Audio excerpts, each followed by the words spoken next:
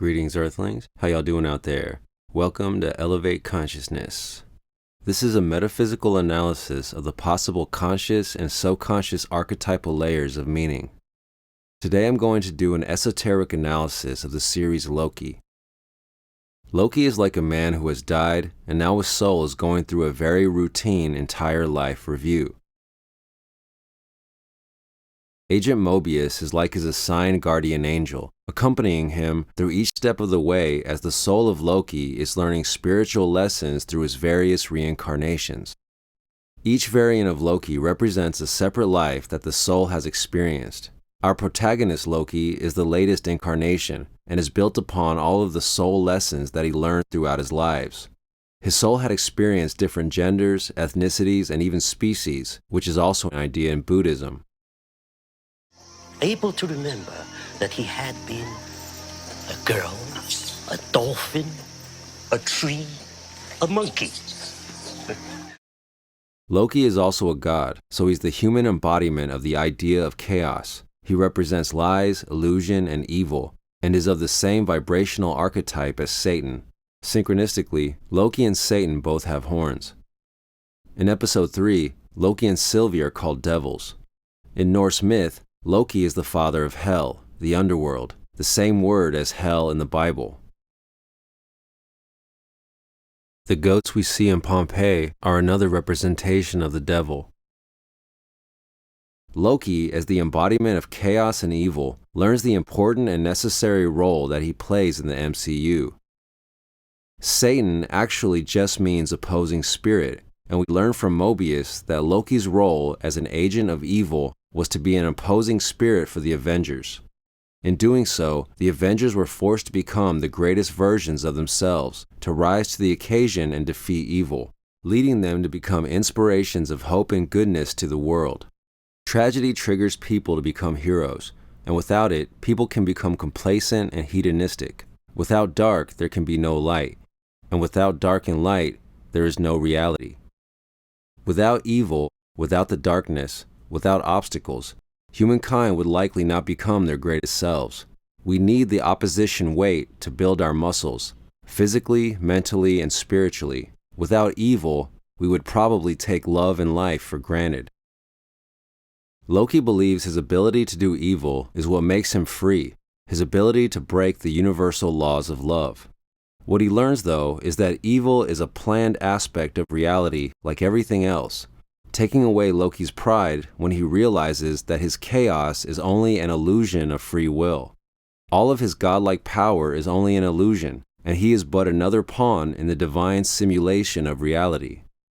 Everything is according to a higher divine plan, a higher truth, and that is symbolized by the sacred timeline in the TVA. Behind the illusion of material reality and the powers that exist in that reality, there is an interdimensional infinite force that is guiding and managing it all. It's taking information on all occurrences of reality within its symbolic Akashic Records.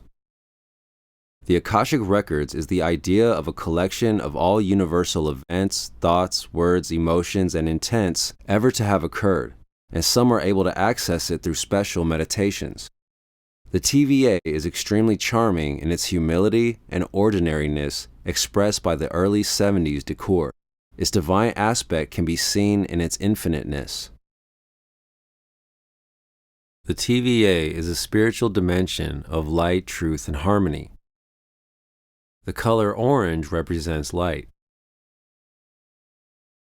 Mobius explains that Loki is meant to lose, because chaos and evil will always eventually lose, in this life or the next. Why? For one, in a universe where there is a universal natural law based in love, evil carries with it the seed of its own destruction.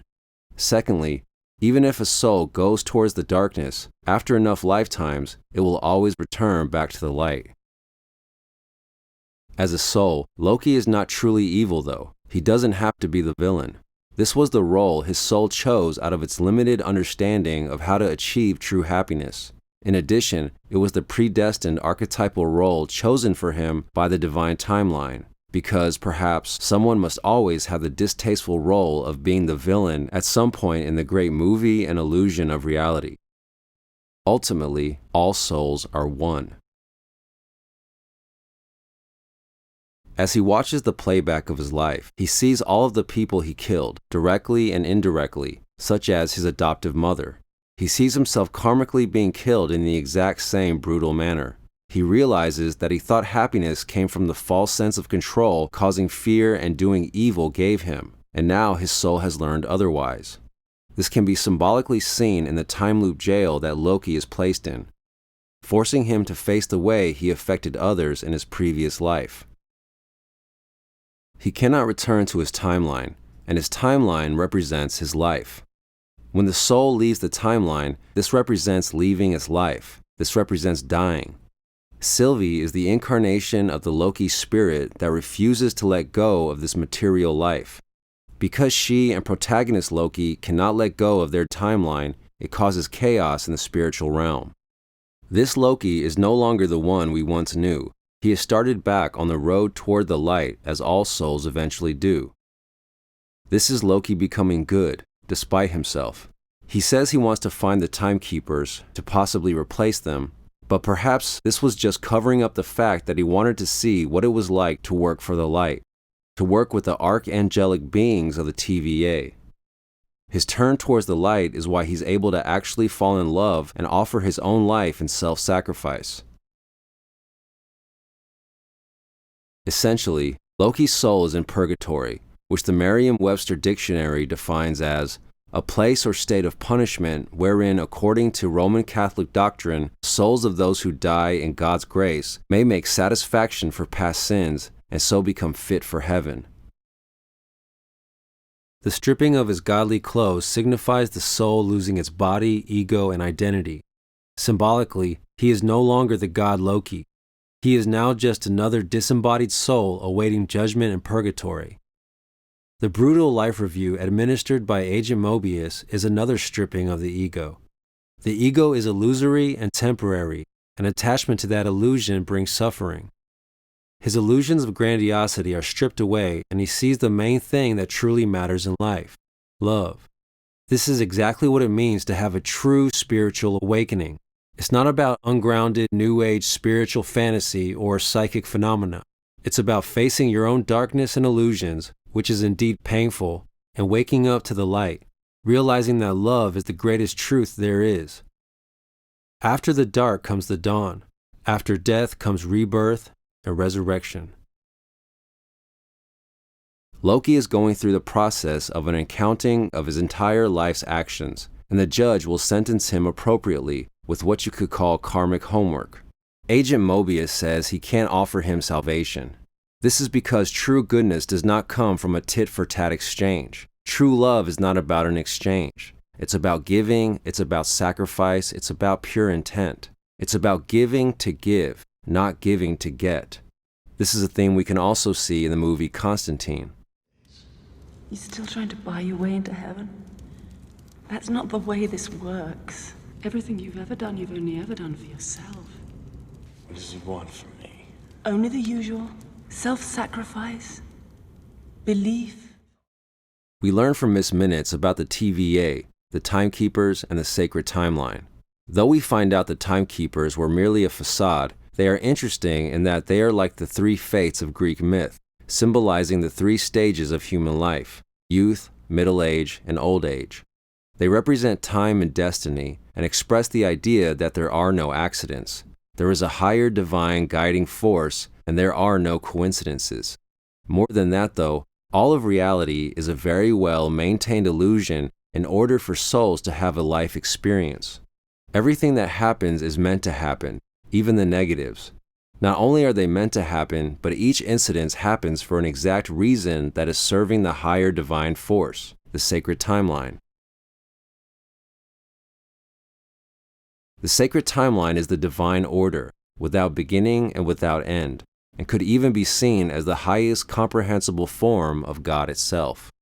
There are no accidents and there is no actual chaos. Reality just seems chaotic at the material, superficial level. At the spiritual level, it is all part of some divine plan.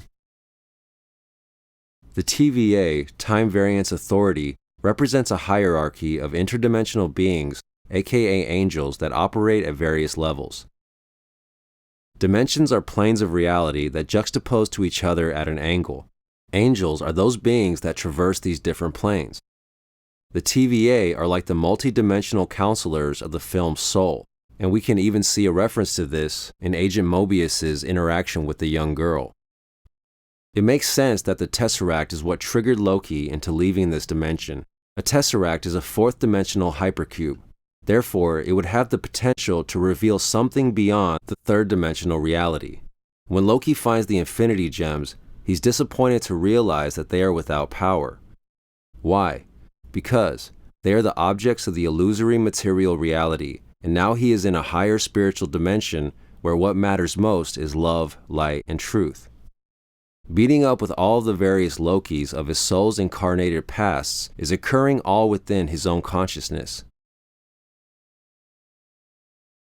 All of their knowledge is coming to terms with the latest incarnation, our protagonist.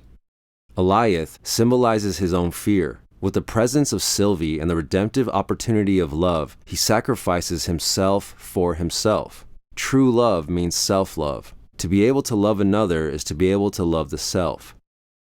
Perhaps eventually he will incarnate into a more loving timeline, or he will continue to work with the TVA interdimensional archangels, which would be like Lucifer repenting for his pride and being accepted back into heaven. Loki was said to be connected to Ragnarok, the end of the gods, which is essentially the end of the world. Loki represents chaos, and chaos brought to its extreme is apocalypse. Therefore, it's appropriate in this series that when the various apocalypses occur, the people see a vision of Loki, supreme god of chaos, right before the end. Thus, the combined chaotic energy of male and female Loki threatens to cause a Ragnarok big enough to destroy the entire multiverse. The kablooey gum is another sign of the Ragnarok. At the end, we learn who is behind the timekeepers. He who remains is the one now representing or misrepresenting the sacred timeline. The question now is if the purpose and mission of the TVA is truly aligned with the divine light of truth, or it was just another illusion. This series seems to be asking the question, does fate necessarily need to contradict free will, or can they be one and the same? Reality is like a movie, and God, or the universe, is the one writing the script. We are the consciousnesses inserted into the characters and experiencing the movie as real life. When we pass, we realize it was only a movie. As Shakespeare said, all the world is a stage. Somehow, though, everything that is happening, including the branching of the timeline, is all according to a higher divine spiritual plan that is infinitely beyond this three-dimensional temporal material reality. Life is soul school. Our souls live and die and live again. When we learn what we've needed to learn, we go on to the next and better life. If we don't learn what we needed to learn, we get held back.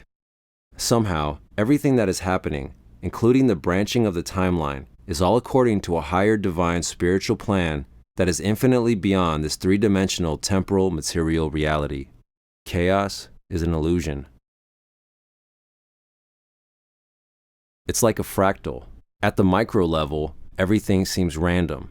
But when you pull back and look at the whole picture, you see a beautiful, infinitely unfolding, divine pattern of symmetry.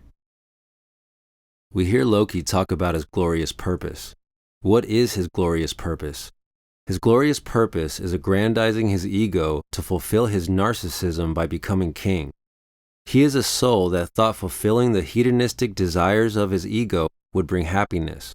But in fact, chasing this lesser idea of truth only brought him misery and death. His death is a karmic reflection of the way he has treated others. Why did he become lost and confused, narcissistic and hateful? Because of his perceived lack of love as a result of his confusing and complicated background. The love was there, but his obscuring darkness was the result of him closing his eyes to this love, similarly to Theon Greyjoy in Game of Thrones. How many of us would have been able to grow up grounded and healthy in such a situation? Perhaps every single human, if they had been through what Loki had been through, would have ended up with the exact same misconstrued notions of love, truth, and happiness. His soul is in the process of learning throughout all of these lives and experiences that the true glorious purpose is in serving love.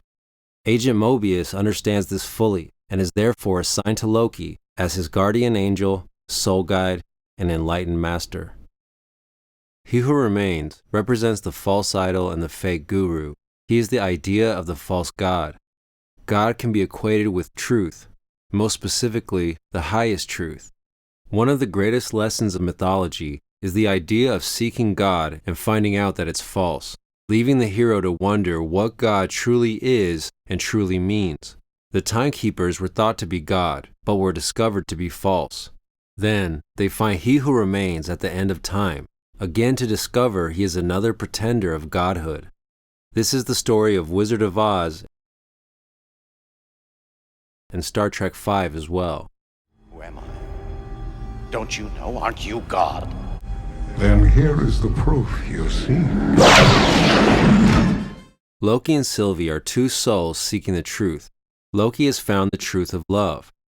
Sylvie is beginning to see this also, but she has given in to hate, which is a love that has been twisted darkly.